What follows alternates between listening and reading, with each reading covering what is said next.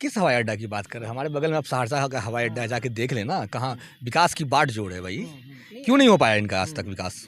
भाजपा ने एक दशक से लगातार एक दशक से जन विरोधी बजट पेश करने का रिकॉर्ड बनाया है इस देश में। ये इस देश की जो सरकार है ना, ये कॉरपोरेट की सरकार है। आपने पिछले 2014 से अब तक क्या किया, इसका लेखा जोखा नहीं दिया आपने। आपने ये नहीं बताया कि सरकार के रही है, घर घर राशन पहुंचा दिए, घर घर बिजली पहुंचा दिए, घर घर सिलेंडर पहुंचवा दिए। ये है और आज राष्ट्रपिता महात्मा गांधी की भी आत्मा रो रही होगी इन लोगों के इन तौर तरीकों को देख करके।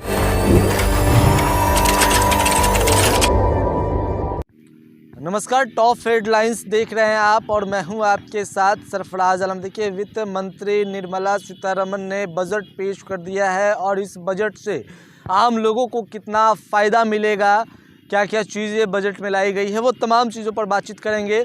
और दो युवा चेहरा आपको दिखाई दे रहा होगा, खास बातचीत करेंगे, बेबाकी से अपनी बातों को रखते हैं और इन्हीं मुद्दों पर बातचीत करेंगे। ये बजट कितना फ़ायदेमंद होगा, आम लोगों से जुड़ी हुई ये बजट कितना फ़ायदा होगा, तमाम मुद्दों पर बातचीत करेंगे। दोनों मेहमानों का स्वागत है। पहले हमारे शहनवाज जी की तरफ देख लीजिए, ये शहनवाज जी है, युवा नेता है, और इधर शंकर शशि जी है, ये भी युवा नेता है और बेबाकी से अपनी बातों को ये दोनों रखते हैं, हर एक मुद्दों पर अपनी बातों को रखते हैं।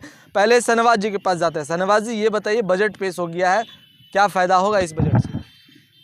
आप बजट से क्या फ़ायदा होगा ये तो मैं नहीं बताऊंगा, लेकिन हम लोगों को जो उम्मीद थी कि हमारे माननीय चाचा श्री पलट के जो एनडीए गठबंधन में गए, तो हम लोग को उम्मीद था कि भाई इस बार बिहार को विशेष राज्य का दर्जा मिलेगा। विशेष राज्य का दर्जा लेकिन क्या नहीं मिला, क्या विशेष राज्य का दर्जा नहीं मिला ना। युवाओं को जो रोज़गार देने की बात थी, हर साल 2 करोड़ लोगों को रोज़गार देने की बात थी, कहाँ युवाओं के लिए क्या बात हुआ इस बार? कोई बात नहीं हुआ युवाओं के लिए। हम युवा हैं, युवाओं के लिए हम बोलना हमारा धर्म है भाई। आप देखें ना, क्या बेरोज़गारी का क्या आलम है। अगर आप रोज़गार पे बात नहीं कर सकते हैं तो क्या करिएगा? चलिए शंकर जी से बात करते हैं। शंकर जी, ये बताइए, कितना फ़ायदेमंद होगा ये बजट आम लोगों के लिए? मुझे लगता है कि भाजपा ने एक दशक से लगातार एक दशक से जन विरोधी बजट पेश करने का रिकॉर्ड बनाया है इस देश में। और दुख इस बात से होता है कि जो हमारे वित्त मंत्री जी हैं निर्मला सीतारमण जी, वो 2020 के जो बजट पेश कर रहे थे, तो इस देश का सबसे लंबा बजट उन्होंने पढ़ा था और लगभग 2 घंटे 40 मिनट का बजट था। और बजट पढ़ते पढ़ते वो बेहोश हो गई और 2 पन्ने का बजट छूट गया। तो यहाँ ये जाहिर होता ना कि ये जुमला की सरकार, ये जुमलेबाजी की जो सरकार है, तो लंबा लंबा जुमला फेंकते हैं। मोदी जी ने ये कहा था और इस देश के नौजवान युवा 2014 में जब नरेंद्र मोदी जी की लहर चल रही थी, तो इस देश के युवा ने मोदी जी को इस उम्मीद से वोट किया था कि युवाओं को रोज़गार मिलेगा, लेकिन जिससे देश का विकास होगा कि वो चीज़ नहीं करके नरेंद्र मोदी जी जो है जुमलेबाजी बना करके छोड़ दिए। और इस बार भी इस बजट में कहा गया है कि आने वाले 5 साल में 2 करोड़ लोगों को अब पक्का मकान मिलेगा। ये सिर्फ जुमला है भाई। और मुझे लगता है कि अब वक्त आ चुका है ऐसे जन विरोधी पार्टी और ऐसे जन विरोधी नेताओं को, इस देश की जो महान जनमानस है आने वाले 2024 के आम चुनाव में उसको सत्ता से बेदखल करेगी। आप कह रहे हैं कि कोई फ़ायदा नहीं मिलेगा। हवाई अड्डा की बढ़ोतरी हुई, जिस तरह से बजट में चर्चा की गई है, सोलर पैनल लगाया जाएगा 1 करोड़ घरों में, तो हो तो रहा है ना, फ़ायदा तो है। किस हवाई अड्डा की बात कर रहे हैं? हमारे बगल में आप सहरसा का हवाई अड्डा है, जाके देख लेना। कहाँ विकास की बाट जोड़ है भाई। क्यों नहीं हो पाया इनका आज तक विकास? और ये अडानी का हवाई अड्डा की बात कर रहे हैं। ये इस देश की जो सरकार है ना, ये कॉरपोरेट की सरकार है, ये संघी सरकार है। जो महात्मा गांधी ने कहा कि भारत की आत्मा गांव में बसती है और भारत की एक बड़ी आबादी आज भी कृषि पर निर्भर है। उन किसानों के लिए कुछ नहीं, लेकिन हवाई अड्डा में आपको कुछ मिल सकता है, आपको हवाई यात्रा में मिल सकता है। कितना विकसित होगा इससे? देश कितना विकसित होगा ये आपसे ज़्यादा कोई नहीं जानता भाई। आप सब जगह घूम रहे हैं, बस चुनाव को लेकर के, अब अगले 5 साल में मैं ये करूँगा। आपने पिछले 2014 से अब तक क्या किया, इसका लेखा जोखा नहीं दिया आपने। आपने ये नहीं बताया कि सरकार के रही है, घर घर राशन पहुंचा दिए, घर घर बिजली पहुंचा दिए, घर घर सिलेंडर पहुंचवा दिए। ये सरकार तो राशन पहले भी मिल रहा था। राशन नहीं, आप हमें रोज़गार दें, हमें शिक्षा दें, हम खुद राशन कमा लेंगे भाई। रोज़गार पे बात करिए ना। 2 केजी आप अनाज देते तो पूरे महीना खाया जा सकता है क्या? 2 केजी आटा गेहूँ मिलता है, पता कर लें आप। एक अच्छी नीति कही जाती है कि किसी व्यक्ति को एक दिन मछली चावल खिलाने के बजाय उस व्यक्ति को अगर आप चाहते हैं कि वो जीवन में सुखद रहे और अच्छे से रहे तो उसे मछली पकड़ने की आदत सिखा दीजिए। और इस देश की सरकार ने वो प्रधानमंत्री जो अन्न योजना है जिसके तहत गरीब लोगों को जो है राशन देने का काम कर रही है। मुझे लगता है इस देश के लोगों में बाजू में खुद ताकत है कि इस देश की जो मिट्टी हमारी उपजाऊ है खुद उगा के खा सकते हैं और देश को पंगु बनाने का ये काम किया जा रहा है। मुक्त जो है लोन जो है वो किया जाएगा, ये भी चर्चा की गई है बजट में। सिर्फ चर्चा की गई है, पिछले दफ़े भी कई सारे वादे थे इनका MSME सबको लेकर के, लेकिन कितने धरातल पे कितने लोगों को जो है मतलब प्रधानमंत्री योजना से जो है मतलब लोगों को लोन मिल पा रहा है उनके स्वरोजगार के लिए। आप इस पे बात करें। कह तो रहे हैं कि आत्मनिर्भर बन चुका है हमारा भारत, जो लोग भटक रहे थे उन्हें रोजगार मिल चुका है। भारत के युवा हमेशा से आत्मनिर्भर रहे हैं, मोदी जी के आने से आत्मनिर्भर नहीं है। अच्छा। मोदी जी आज आए हैं 2014 में, उसके बाद लोगों को पंगु बना दिया गया। लोगों का सोच इतना मतलब मानसिक रूप से गुलाम बनाने की साजिश चल रही है लोगों को। आप लोगों को आप कल कारखाने कितने लगा रहे हैं आप? क्यों नहीं आप दे पाए बिहार को विशेष राज्य का दर्जा? क्यों नहीं दे पाए आप? आज बिहार इतना गरीब राज्य बना हुआ है, शिक्षा के क्षेत्र में हो, आप देखिए शिक्षा के क्षेत्र में, रोजगार के क्षेत्र में कितनी फैक्ट्रियाँ बिहार में बताइए। पिछले दफ़ा आपने वादा किया था, ऐलान किया, घोषणा किया था कि एम्स बनाना है, 2 एम्स, कहाँ एम्स बना बताइए बिहार में? मोदी लहर काम करेगा इस बार चुनाव, ये बताइए। देखिए मुझे इस बात का डर है और खैर आप तो कहिएगा मोदी लहर काम नहीं करेगा, नहीं, लेकिन जो माहौल चल रहा है वो सुनिए, हम बता रहे हैं। जो माहौल चल रहा है ना, इस देश के अखंडता, एकता और अखंडता को कमज़ोर करने की साजिश रची गई है। कैसे साजिश कर रहे हैं?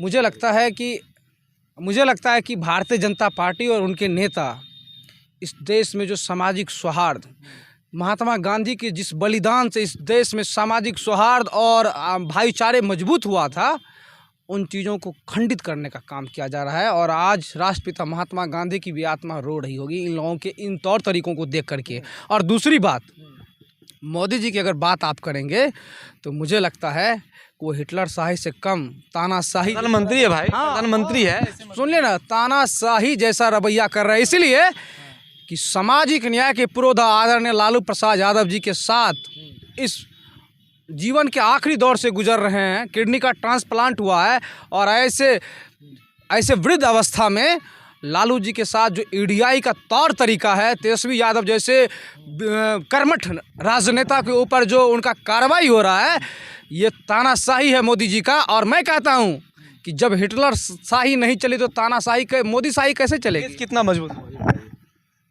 देश कमज़ोर हुआ है भाई। कैसे कमजोर हुआ?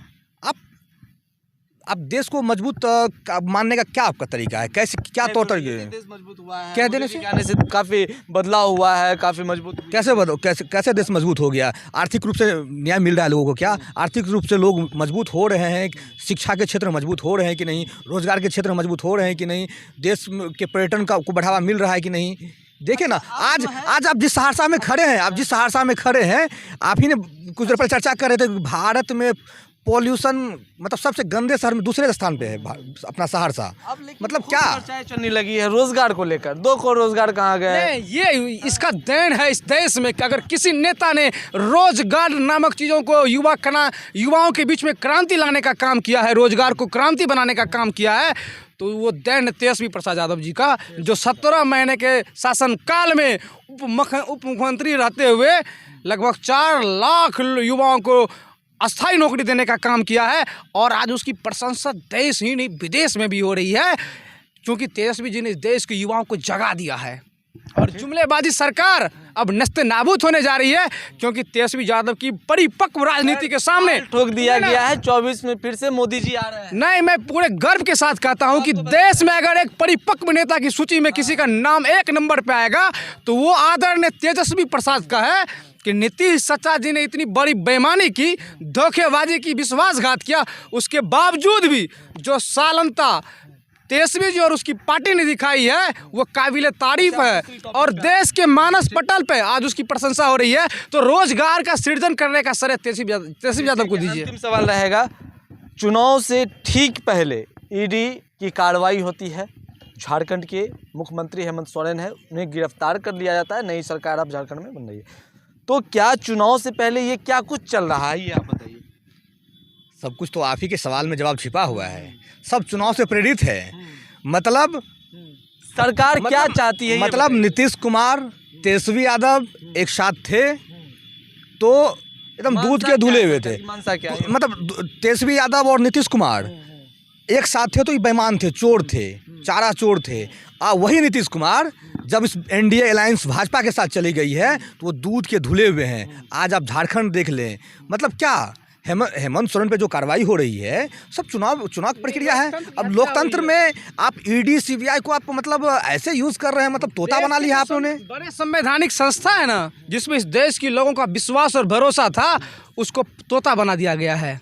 और सुनिए दूसरी बात, लोकतंत्र का गला घोटा जा रहा है। और देखिए यह देश 125 करोड़ भारतीयों का देश है, किसी एक व्यक्ति का नहीं है।